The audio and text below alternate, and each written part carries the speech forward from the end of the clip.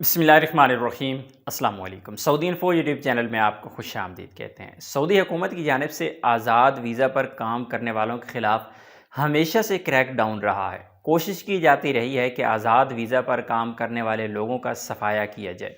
आपके पास visa legal भी है, लेकिन आप अपने कफ़ील के पास अगर काम नहीं करते, अपनी कंपनी में काम नहीं करते, कहीं बाहर काम करते हैं, तो सऊदी हुकूमत हमेशा से उसकी नफ़ी करती है और कोशिश की जाती है कि ऐसे लोगों को यहाँ से सऊदी अरेबिया से निकाल दिया जाए।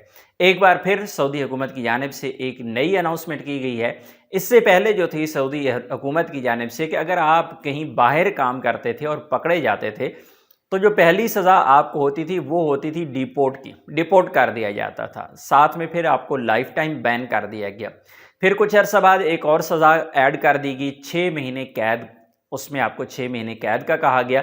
लेकिन अभी वज़ारत दाखिलिया की जानिब से जो नया बयान आया है, उसमें 50,000 रियाल मुखालफे का भी कहा गया है। 50,000 रियाल का जुर्माना होगा। कोई भी गैर मुल्की पकड़ा जाता है उसे भी सज़ा है, जबकि उसके जो कफ़ील है उसने गैर मुल्की को छोड़ा हुआ है, बाहर काम करने के लिए इजाज़त दे रखी है, तो उसे भी सज़ा है। जो गैर मुल्की है उसे क्या सज़ाएँ हैं? 50,000 रियाल का जुर्माना है, 6 महीना का कैद है, उसके बाद डिपोर्ट है, फिर लाइफ टाइम ब्लैक लिस्ट है। और जो सऊदी शहरी है जिसने अपने आमिल को छोड़ा हुआ है, उसको जुर्माना भी है, उसका जो इस वीज़े हैं नए 5 साल के लिए वो भी बंद कर दिए जाएंगे।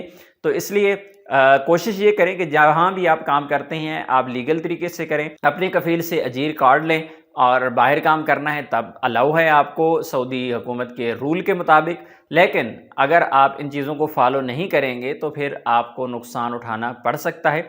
ये हमेशा से क्रैक डाउन रहा है और एक बार फिर वार्न किया गया है कि आप लोग मुहतात रहें। अस्सलाम वालेकुम।